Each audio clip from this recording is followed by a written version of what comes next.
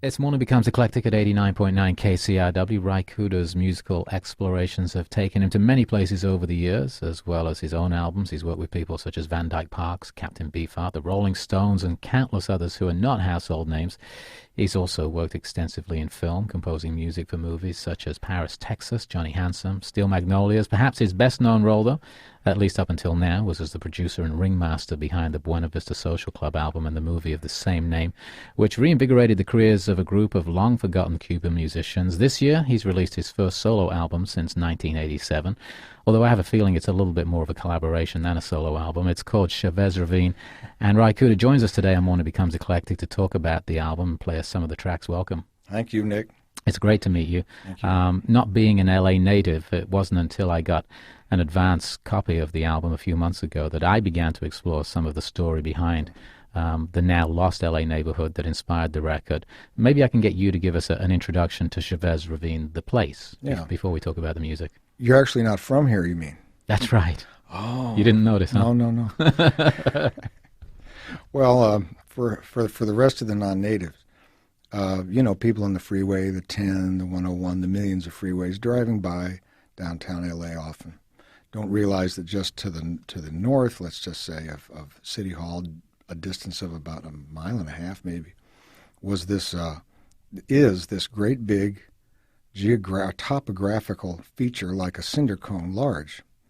And it was a ravine, or it was a series of neighborhoods, very rural in feeling. You might have said, well, L.A. was once 50% rural, 50% like this. It had forests, streams, lakes even. It was a whole different place than it is now. It was up, it was down. It was very interesting, I think, judging by pictures. But in our lifetime, in our era here, let's say in the post-war era, all paved over. All right, so Chavez Ravine persisted into the modern era to a certain extent in this rural way, the little houses and farm animals and corn patches and so forth. You know, these people in there, Mexican Americans, they owned their property in there, and they lived in their quiet way. And in this frantic rush to develop L.A. in all directions after the war, people looked upon this and said, we want to get our hands on this property. We got to get these people out of there. There was a kind of a backroom thing that was going on. In the front room was a perfectly legitimate plan to build affordable housing in the ravine to take the place of some of what they thought was bad house, substandard, blighted, whatever word that was used, slum, if you like. To my mind, it was perfectly fine, but people didn't think so in those days, and so they thought we should do something for these people, and they did a lot of work on this, and while they were doing it, other forces were gathering behind in the back room there again, to get rid of this whole notion of public housing so that the private sector could get involved. You might say privatizing the idea of aid to the poor, which means you don't have any aid to the poor. See, this thing of affordable housing is a funny political football that gets tossed around quite a bit. We in Santa Monica know a lot about that, because things have a way of getting out of control development-wise. The next thing you know, you've got a big shopping mall or another freeway. So there's a story here for everybody in Los Angeles, and it was the political background was the McCarthy era that was just gathering, the birth of the security state, the paranoid state, the fear state, if you like, 1950. J. Edgar Hoover right in there, Richard Nixon right in there, building and locating where the fear was going to come from. For instance, from people next door, Mexicans, scary, Pachucos, bad Americans, probably communist-inspired. You don't want them living next door to you, etc. You can't have that. We got to get in there. Police action. Chief Parker, very active. We're going to do something about this. Our boys aren't going to take this anymore, and so on and so on and so on. So this was a place where people had lived and been left alone, but you can't leave anybody alone, especially these self-contained neighborhoods where people appear to be self-sustaining. For instance, growing their own food, just as an example. Now we got the same thing going on downtown right now. Little garden down there on 41st and Alameda, they're growing their own food. That's bad. We got to get that out of there. Got to develop it. Can't stand to see people doing something for themselves. That's a funny thing here. Since I made this record, I get these stories are coming to me now. I'm sort of in some sort of wavelength, and I'm hearing a lot about it.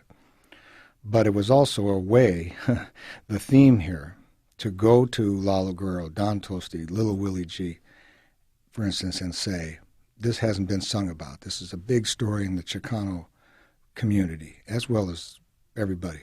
It's an L.A. story. Let's all see if we can write and tell this story and make songs out of it. And everybody thought it was great and started to do it, and we sort of followed these themes. It's difficult, really, to make big historical statements in a 4-minute song, but if you pick an individual, like Carlos Chavez, the boxer, or the girl fighting with her mother in Fifi, or some such thing, you can get a picture of it in 4 minutes. You can actually do it. Well, I want to explore many facets of what went into making this record, including some of the people that you mentioned, some of the artists that you work with, and some of the things that happened in that neighborhood. But why don't we start off with a piece of music? You've sort of brought us nicely around to telling us about beginning to make this record. So why don't we listen to the first track off the record, and I'll let you introduce it. It's called Poor Man's Shangri-La. I guess it kind of speaks for itself, but is there anything else you'd like to say about that? Yes, well, to get us all on the page, to say, where are we now? We're in a place slightly different, slightly set apart, and I thought different enough to where the UFO, the traveling space Vato, might like to come down and join in the fun. He sees that it's neat, it's interesting. Santa Monica was very boring to him. He wouldn't come here. It's just a grid, after all. He'd go where it was a little more ambient, a little more swinging, and at least that's my notion, see. So these guys are up there, and it's nighttime, and they're sitting in their cars and hanging out and looking at the city down below. I like the idea of there's L.A. spread out down there. And all of a sudden, this light comes. It's red, and down he comes, and he wants to party and find where he keeps hearing El Monte Legion Stadium Saturday night. Dick Huggy Boy or Art Laboe in the race. So where is this place? And who's this guy? Little Julian Herrera sounds really good. Soul Space Vato's been out there a little too long. He wants some company, and he starts coming on to the girls a little too strong. So our guy here says, Orale, a little respect, if you please. You come down here. Don't be so forward with our women, Let's listen to the track. It's Poor Man's Shangri-La from Ry Cooder's new album, Chavez Ravine. He's our guest on Morning Becomes Eclectic. We'll talk some more after this song. Tell you about a friend of mine that you don't know. He lives way up a road that's lost in time. Don't know his name or where he's coming from.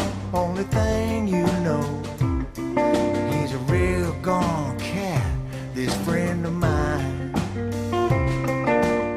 He don't have no uptown friends that drive a Cadillac, but he's got cold threads and a beat-up car. All his downtown friends like me ride around in the back, 'cause he's a real cool cat. Yeah, he's a real gone cat, this friend of mine.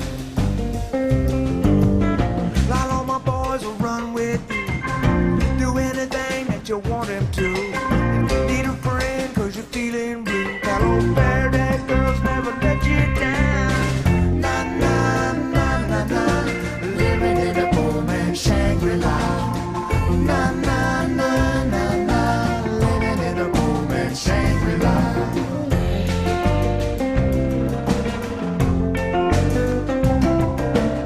Filmic guys in their filmic cars, underneath the moon and stars, the city lights way down below.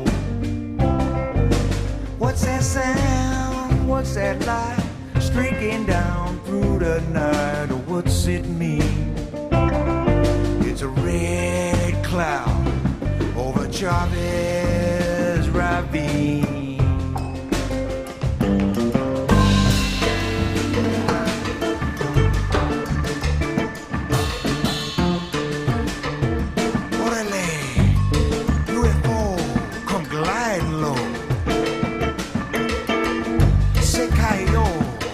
Chavez Road. Space Vato, Square Cat, say caramba, partners, where's the party at? I heard about the cool jerk and the alligator, and I heard about Toby Wine, Mary Jane, and little Julian Herrera. I wanna learn to dance, make romance. Bishop girls might take a chance. My friend said no. Be cool, bro. You want to dance slow. Learn to ask a mi hermana con respeto. UFO's got a radio. Little Julian singing soft and low. Los Angeles, down below. DJ says we got to go. When? To El Monte, El Monte, El Monte, Pa El Monte.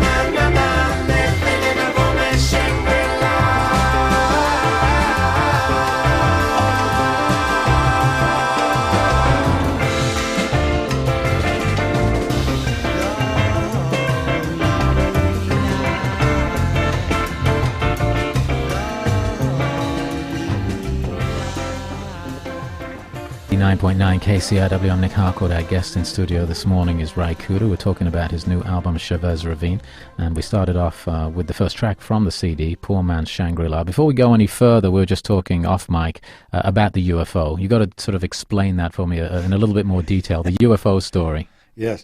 Well, it's nice to have a visitor or a character who can visit, who can look in and be a sometimes a messenger, sometimes what do we want to call him, a prophet.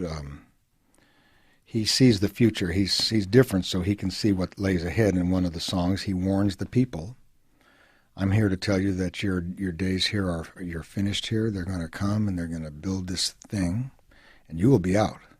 So why don't you come back to where I'm from, and we have chicharrones up there, and we have mambo up there. He plays a little tequila on the trace just to show him he's a swinger, he's a right guy. But they respond and say, no, sir, you're wrong. We're Americans, and we have rights, and it can't happen to us. This kind of thing can never happen here. Because I love this thing of it can't happen here. Because everybody that I know, including me, we go around saying this and mumbling this more and more every day. Well, what do you mean it can't happen? Dare I say. So to that I say, as soon as you say it, it means it already did. such as opening the newspaper every day and reading about things. So these folks in Chavez Ravine, they were blindsided. They didn't see this coming. And they would have said, we're property owners. They did. They went down to City Hall. They busted in on the city council meeting and complained about it. Chief Parker jumped up and said, communists. They're led down here by communists. How dare you interrupt a city council meeting and so forth.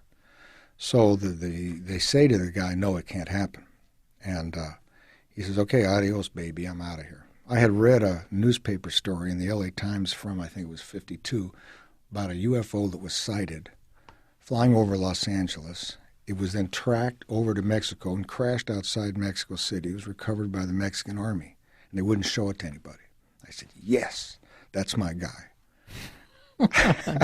He's one of the voices that is helping us tell this story, obviously. Well, sure. Don Toste, the last session he ever did of Pachuco Boogie fame, he spoke the part of the Calo-speaking, the dialect-speaking hipster in the language of the 50s, the Pachuco sort of made-up Spanish that they did here in L.A., and because he's from that time and had the lingo down right, so he plays the part of the cat, I believe that you began this project originally to compose music for a documentary that somebody else was making. Uh-huh.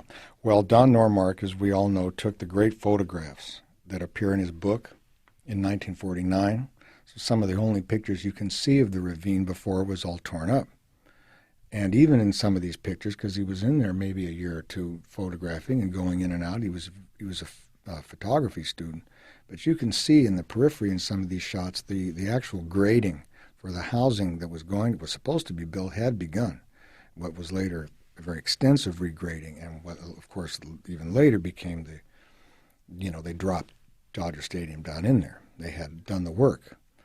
But Don called me up, now it's about 4 years ago, saying that he was back in town and back in touch with the families, because all these families, about 1,000 families, had lived up in there.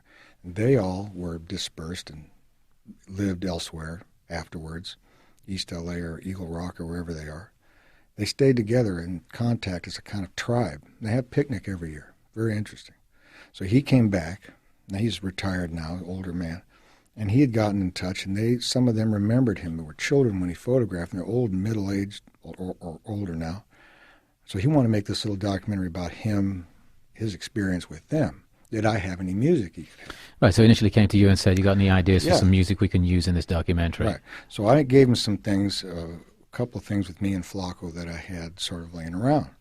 But then I thought, wait a minute, maybe this is what I need, this notion of a story. And I'll go to see Lalo Guerrero, the oldest and the patron.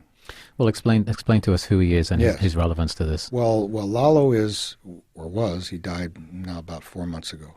He had been the first Mexican-American to record way back in the 30s. And he continued to work, and he came to live in Los Angeles. He had bands, he made records, he was on the Imperial label. As a Pachuco, you'd say band leader, as a real character in East LA, and worked all through the decades. So I thought, this is a guy, a troubadour, a real troubadour, who can write, who always reflected what people were doing or thinking and what he saw. He was very good at it, had a great talent. So I went over to see him, and he was retired, living in Palm Springs, and I said, hey, Lalo, you remember the ravine and all that stuff that happened? Well, of course, I have many friends up there. I said, well, like who? He started talking about the Chavez brothers, the fighters. Favela and Carlos Chavez were friends of his because he was a boxing fan. They ended up in the Olympic Auditorium. There's this whole East LA culture of boxing that's quite fascinating, I think. And I think Carlos Chavez was featherweight or welterweight champion for a while. This is in 1949. So I said, well, you see now, your boxer is a metaphor. An honorable guy who stands there and takes the punches and fights fair, and the people support him, but then he's outnumbered, not gunned in the end, and as in the end they all lose. These guys, they get hit once too many times, and that's the end of that whole deal. And usually they're on their own at that point as well. They're hung out, they're out there. So so we saw that this was a good metaphor for the story. and a true story. In this case, he knew the band. He's able to write about him as a personal friend. So that's the first song, this Corrido de Boxeo, how we started this whole project. So once I saw how good this was, Lalo singing, and we did Chuco Suave's, his famous nightclub song of 1950, just to get that neighborhood vibe going. If you'd have wandered into a joint in those days, that's what you might have heard. Very realistic. And I thought, well, now I got something here. I'm going to keep doing this. Well, you know something? I think that we were going to play something else, but I think we should play that track right now, because you've kind of led us into it quite nicely. Okay. Tell us the track again we're going to play so we can get Mario to cue it up. The boxing tune. Corrido de Boxeo. In other words, the boxing story. It's done as a corrido, which is your classic Mexican story song form, and this is a real guy, and Lalo's singing about his pal. Our guest in studio is Cooder. We're talking on When It Becomes Eclectic about Chavez Ravine. We'll come back and chat some more.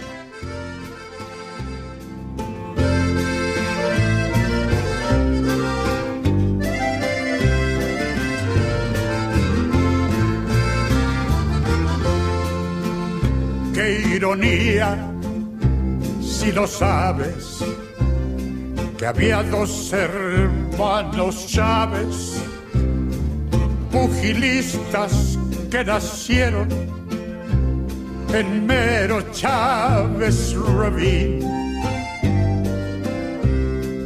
Carlos y Fabela Chávez, de la Loma y Palo Verde, decían, si peleas limpio, siempre ganas, nunca pierdes. En el auditorio Olympic quedaban bien con la gente, nunca hicieron enemigos, peleaban honradamente.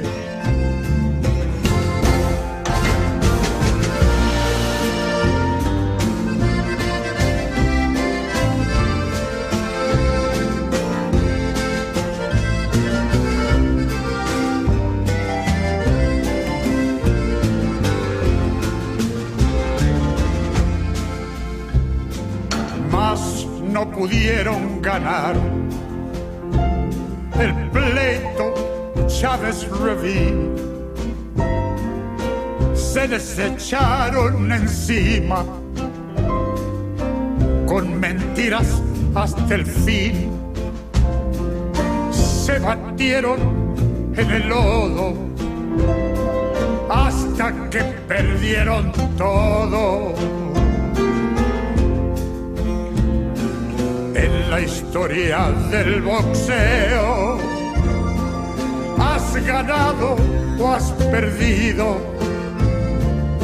pero en Chávez Ravine todo quedó en el olvido. Nadie sabe los secretos que quedaron escondidos, ya la pagarán con Dios esa bola de bandidos.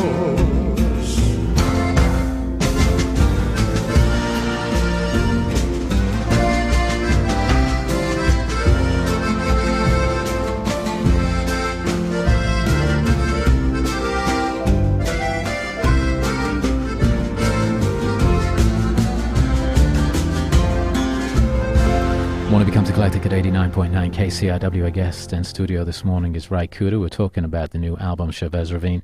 When exactly did you realize that you had your own story to tell about Chavez Ravine, and it was time to not just supply some music for somebody else's project, but to turn this into what I believe ended up taking 3.5 years to complete? At what point did that become apparent to you?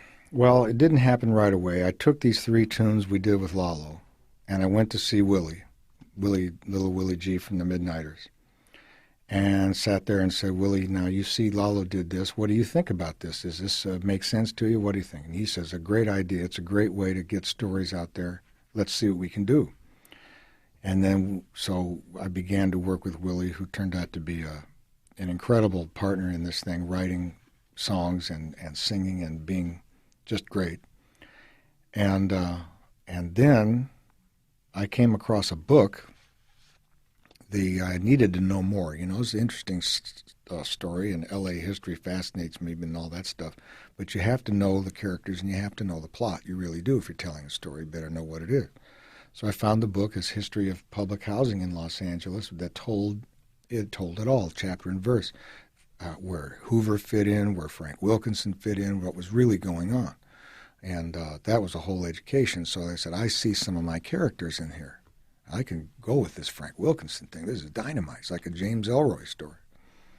So then I proceeded to try to do that. Well, now how in the world are you going to tell this in a song? This I had to, because it wasn't about going to Lalo and saying, tap into one of your folk forms or a groove or something, and let's build on it. This was, the Frank Wilkinson song had to be built in blocks out of facts and vocal montage, and we even got Jack Webb, posthumously, of course, to interrogate Frank, which I thought was great.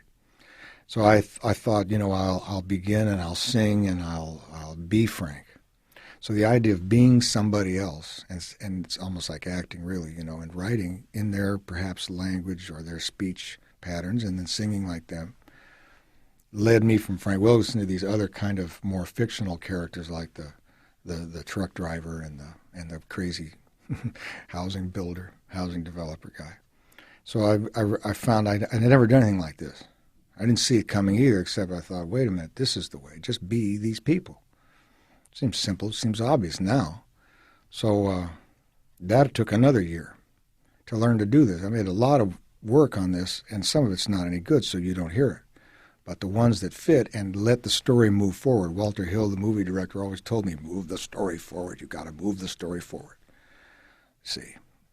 And he used to tell me this all the time when we were doing scores and film together. And if I got stranded on some musical notion that I liked, he'd say, it's not moving our subtext, don't throw it away and start over again. Okay.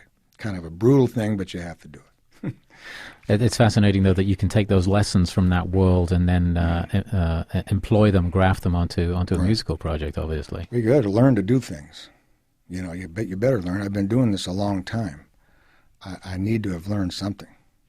Where did you actually record? Did you record in any of the old places, or did you record in modern fancy studios, old studios? Oddly enough, in a modern fancy studio where the Village. Yeah, I heard you did some of it over there. Yes, upstairs is this the Elks. It was an Elks Hall, so upstairs is a little auditorium where the Elks used to show movies or whatever they did. And it's got about a 20-foot ceiling and a wood floor, and it's like a little dance hall, about the right size, and a tremendously warm and pretty sound you get in there. And so I saw this place, and I said, perfect. We don't need to go to a dance hall. They've got a board wired downstairs, got microphones. We're all set here. That wasn't so easy, it turned out. To get that sound is hard. We used ribbon microphones and old equipment, and I had a radio board I brought in from a radio station. It's a very difficult thing to do, to recapture real ambient, real environmental sound. It's like it's a craft in itself, But these tunes have to feel real to me. If I don't think it's real, then I don't like it. I want to make sure that we're there and that you can sense the place, because if it's dried up and boxy, then I don't think it's telling its story. It's part of the story, how it sounds. I want to come back and talk some more about the making of the record, but let's play another piece of music right now. We're going to play a track called Muy Fifi. Tell us a little bit about this song. Well, of course, it's the opposite of what I just said. Muy Fifi, Joaquin, my son Joaquin, because I told him, I says, we need a lowrider song. I got to have it. Because I like lowriders. I like cars. You're driving your lowrider, it's very low, so you can't drive fast. And in the ravine, we have the girl, and the boyfriend comes for her, which in those days was kind of a new thing in the Mexican home, I have a feeling. Girls going out at night with hairdos and skirts. It hadn't been done. But in the post-war time, especially in L.A., everybody's life was changing, and all these old-time regimes were breaking up. And the mother, of course, is complaining that in the song, and Willie wrote all these lyrics from what his aunts and his nieces used to say to each other, right from memory. It's terrific. But I told Joaquin, said, we need a lowrider groove. If you can put something together on your Pro Tool outfit. So he took some samples of some of my guitar stuff and some different things and came, and it felt like just about right, like 20 miles an hour up Whittier Boulevard.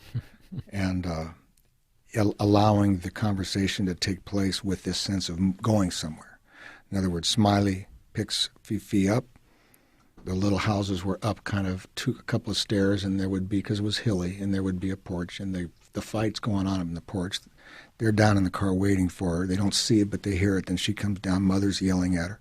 She gets in the car because she's going to get her way. This is the difference between old-time Mexican homes. She wouldn't have been going out. And the dad would have said, forget it. But in this day, we're saying, in this time, they can't say no, and she's headed out. And her and Smiley and the rest of the gang go cruising down the street, and which is an image in my head, I just happen to really like. And it shows you what you can do if you all are on the same page.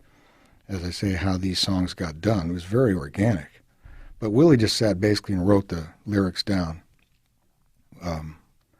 from memory, I think. And he came up with this Fifi, and I said, there you go, you just cracked the cover on that. And Ursi Arvizu came in and sang it. Of course, she told me she was never Fifi. So I said, you just go out and do it anyway. Well, let's listen to it. It's We Fifi. It's a song from Chavez Ravine, a record by Ray Cooder. And we'll come back and talk some more here on Warner Becomes Eclectic.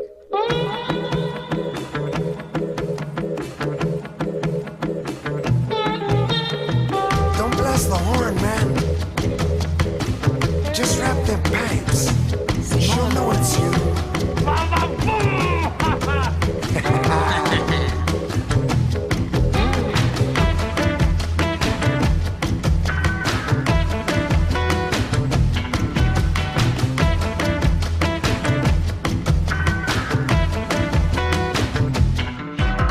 Mijita, por Dios te lo pido, no salgas con ese tipo. Traje guango, se le ve el filero, le gusta el peito y es callejero.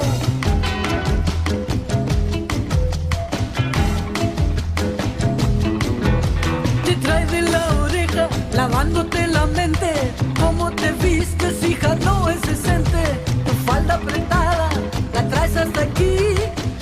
Toca el techo, te crees muy fifi. Te crees muy fifi. Te crees muy fifi. Te crees muy fifi.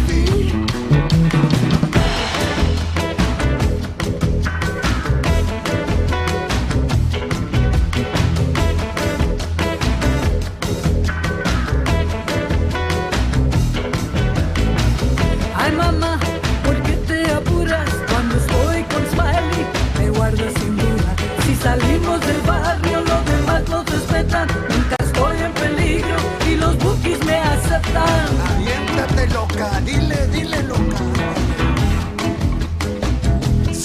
Let's go. Siento su ranfla, es ruidosa y se guacha, loca y muy baja. Pero confío que llegaré en un pedazo a la casa. Puro wiri wiri, ya me voy a colote. La música en vivo con mi Smiley chulote. Sabes que es jueves, no nos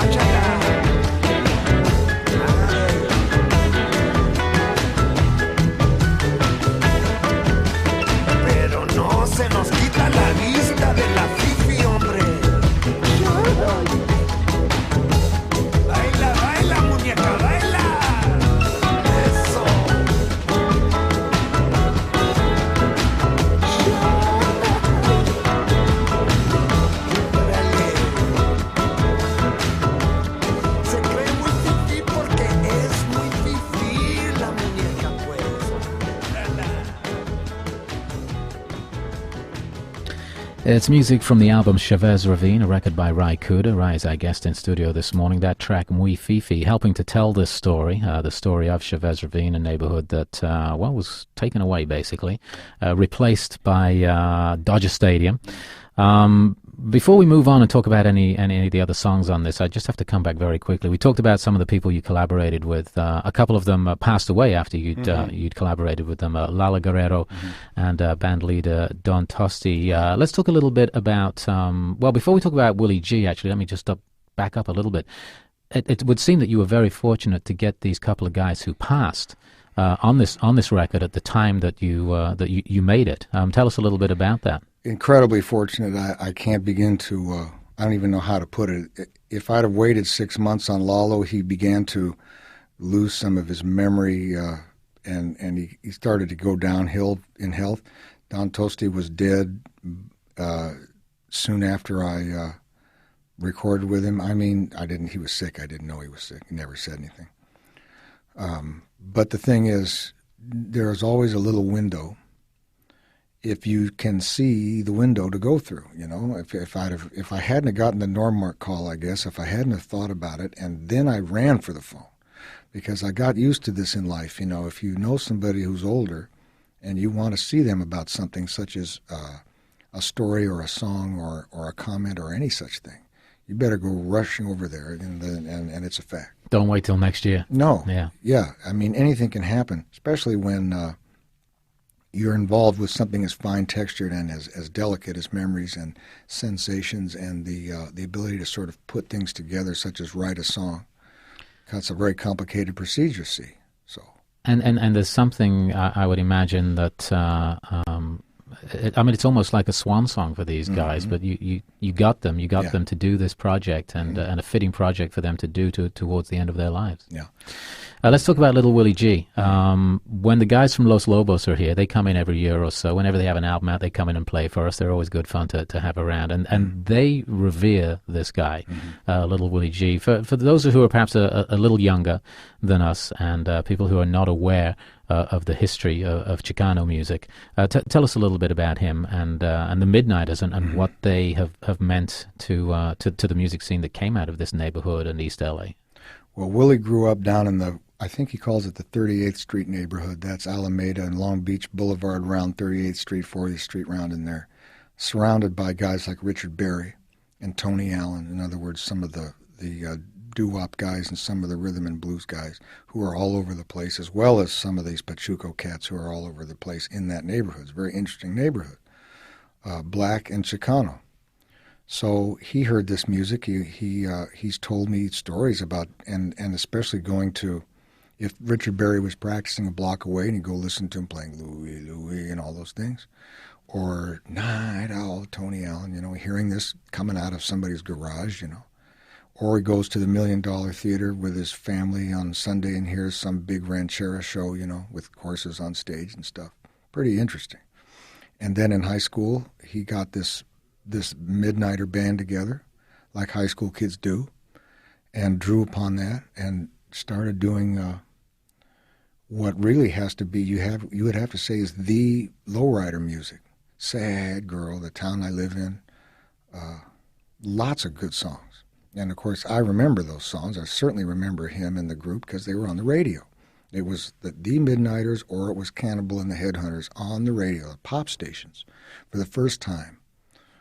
Crossover, playing East. Nobody said, and now from East Los Angeles, they didn't say that. And those guys, they had Beatle haircuts and boots and suits and stuff. It was kind of like Sir Douglas Quintet, I think, a bit. That thing of everybody's got to look British, and then you can get on the radio. And so he was all over the radio, and let's take a trip down Whittier Boulevard. I really liked that one. And it just popped along, and it's so great. So I had sort of kept track of them, or in a vague sort of way, and I knew he was there. We had never met, really. Not hardly. But then during the early stage of this project, I called David Hidalgo, and I said, will you please see if Willie will talk to me? I have an idea here. He might be the guy for this. And he did, and I called, and we got right to it. It was fantastic. just to walk in on somebody and have them sit right down and get right to it is a great thing, and it's really what you hope and what you need. Otherwise, you can't do a record like this, you know. And he got it. He Oh, yeah, he immediately knew totally. where you were going, and Oh, obviously sure. became a pretty important collaborator on this project. Well, for instance, Third Base Dodger Stadium, he co-wrote those lyrics with me. He paints the whole picture for you. Muy fifi, soy luz y sombra. It's got it, and the one about the Onda Callejera about the zoot suit business. To put this into song form, to make it visual, to make it feel good, you know, it rocks. And Willie really can rock. Talking to guys like him, and obviously some of the other research that you did for this project, what was the Latin and Mexican music scene like in the 50s? I mean, was it influenced from Mexico as well as from America? Was Tijuana involved in this in any way? Yeah, well, it's I wouldn't say I'm an expert, but one thing I've noticed about Los Angeles, people come here, everybody came from somewhere, especially in the earlier times, and they have traditions. Let's say the Mexican people coming, they get on the train in Sonora and they'd end up here, trying to get away from the Mexican Revolution, more or less. But then what happens to people in Los Angeles, I see, is their tradition or their form, their folk form or their original form is sort of left in the dust back there somewhere. They've dropped it off. It fell off the train. You get here and you start doing different things. The country western swing guys start playing faster. Jimmy Bryant, Speedy West, Merle Travis. These Mexican cats heard boogie and Central Avenue, I think. John Toasty studied with right next to Charles Mingus with the same jazz teacher. Can you imagine? That might have been swinging. Yeah. You know, an afternoon sure. with the two of them. So that's and Toasty is a perfect Los Angelino musical hybrid guy, because it really, you can see what LA is. It's a funny, they say melting pot. It's more than that. It's some kind of it's like a force field you walk through and you come out different. So I always thought this was really a great notion. So in Lalo's time, that swing came in there, and it wasn't ranchera music anymore. It was some kind of hipster big band kind of thing. And well, that's just the way things went in Los Angeles, and in the different neighborhoods too. We don't see LA this way. I think it all seems like one place now, because you're wherever you go seems like it's the same. It seems to be look the same, hear the same. But in those days, I think there was I'm talking about post-war time. So there was a bit of an enclave of this, that, and the other thing. You know, I think that's what I think anyway. Let's talk about the next song that we're going to play. It's called Chinito Chinito. Yeah. And this kind of ties into the different enclaves. For sure. Tell us about this song. Well, downtown you had Chinese, black, and Mexican. And this was probably, it might be fair to say, the first time that these three groups had ever lived next door to each other or had seen each other, right in this sort of south central L.A. area. And Mike Stoller, of course, Lieber and Stoller, great fame, told me that when he was a high school kid in 50, that his Mexican girlfriend brought him this 78.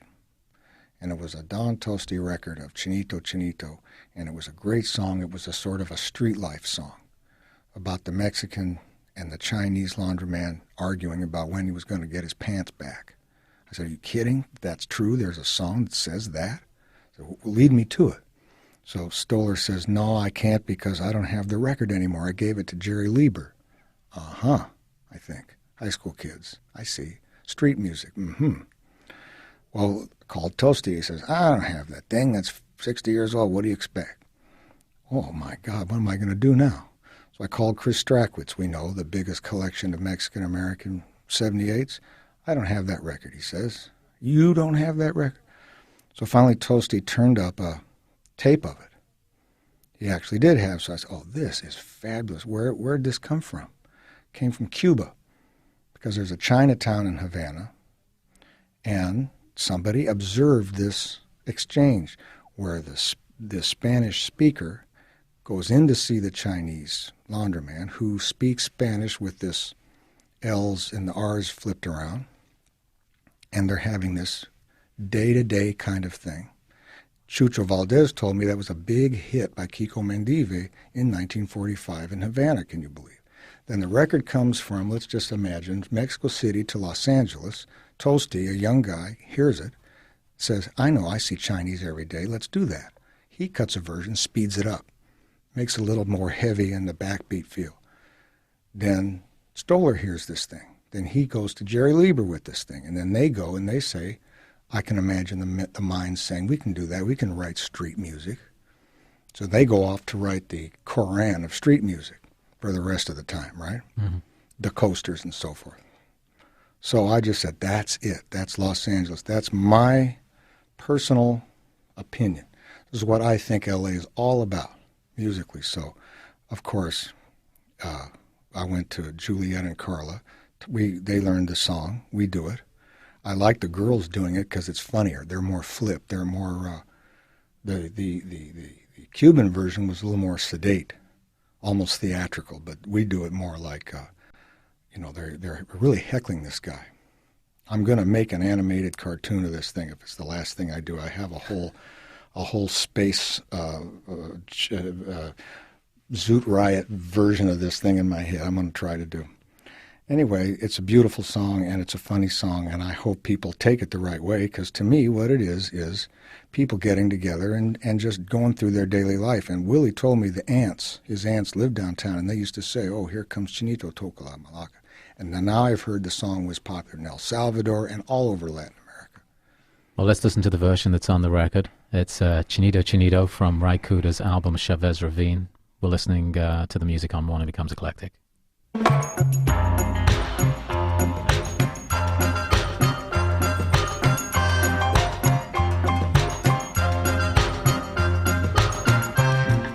Chinito, chinito, toca la malaca, chinito. Chinito, chinito, no lo cube más. Chinito, chinito, me lava la malopa, chinito. Chinito, chinito, no lo cube más. Cuando la malaca como mucho lo, chinito no trabaja de 5 a la 2. Lava la camisa ni plancha el pantalón. Cuando la malaca lo lleva al camión. Chinito, chinito, toca la malaca, chinito. Chinito, chinito, no lo cube más. ¡Ay, el chino!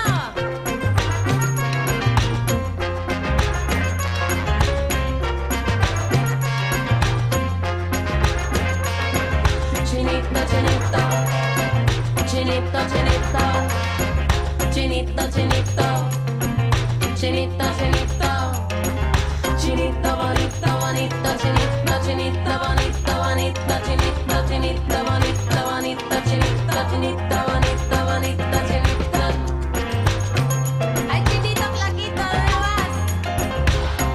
¿Dónde vas, chinito? Con su malaca. ¿Y dónde están mis pantalones, chinito? Pinche chinito. Con mi camisa, chinito. Dame la lopa.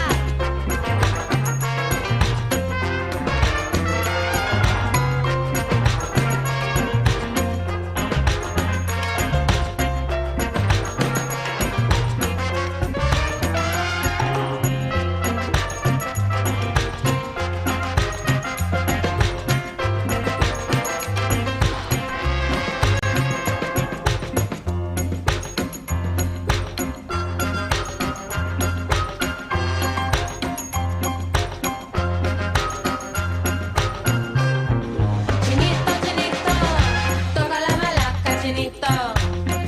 Chinito, chinito, no preocupe más. Chinito, chinito, me lava la malopa, chinito. Chinito, chinito, no preocupe más. Cuando la malaca como mucho lo, chinito no trabaja a las 5 a las 2. Lava la camisa ni plancha el pantalón. Cuando la malaca la lleva al camión. Chinito, chinito, toca la malaca, chinito. Chinito, chinito, no preocupe más.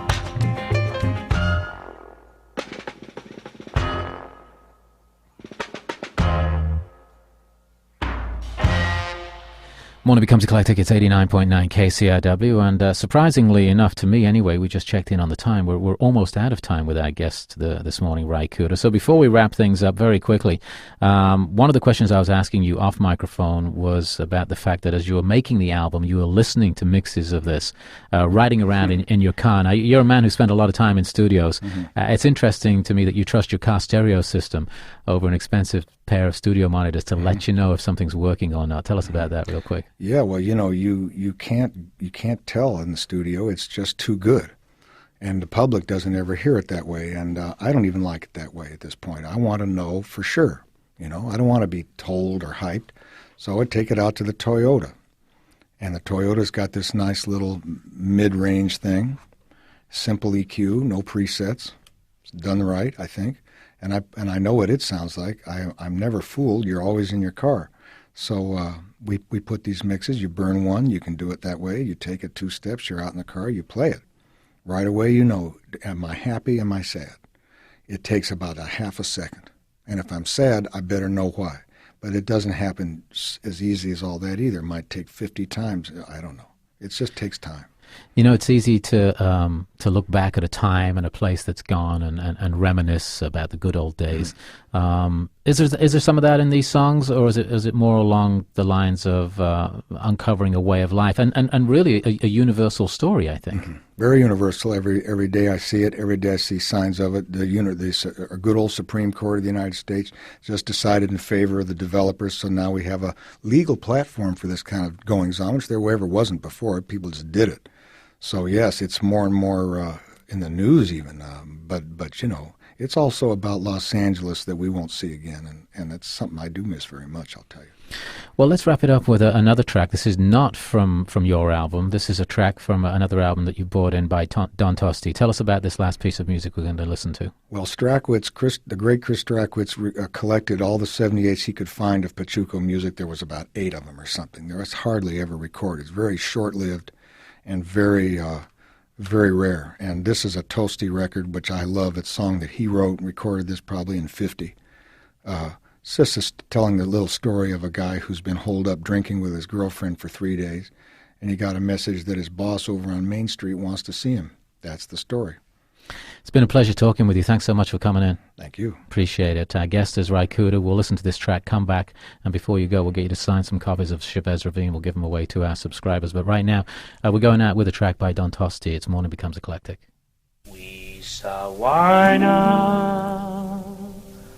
we saw wina,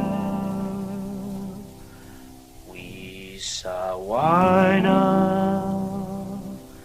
We saw wina.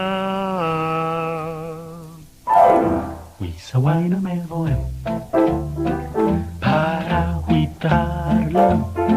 Estoy muy canica, póngase al lado. We saw wina me voy para la calle Main a guachar a mi voz que me mandó pitar. Anteayer yo le dije en el net, dijo Simón, que se había de agüitar, pa' que chillar. Huizahuana me voy para la calle Main a guachar a mi voz que me mandó pitar anteayer.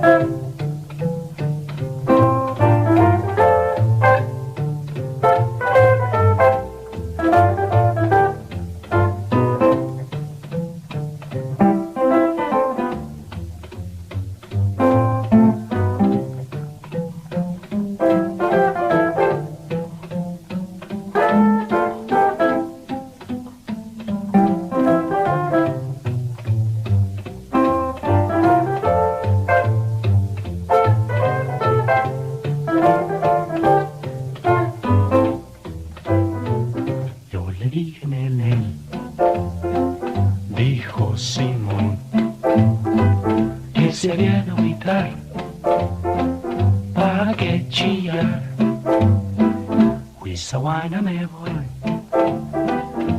para la calle me a guachar a mi voz que me mandó pitar anteayer. Huizahuana, Huizahuana, Huizahuana, Huizahuana.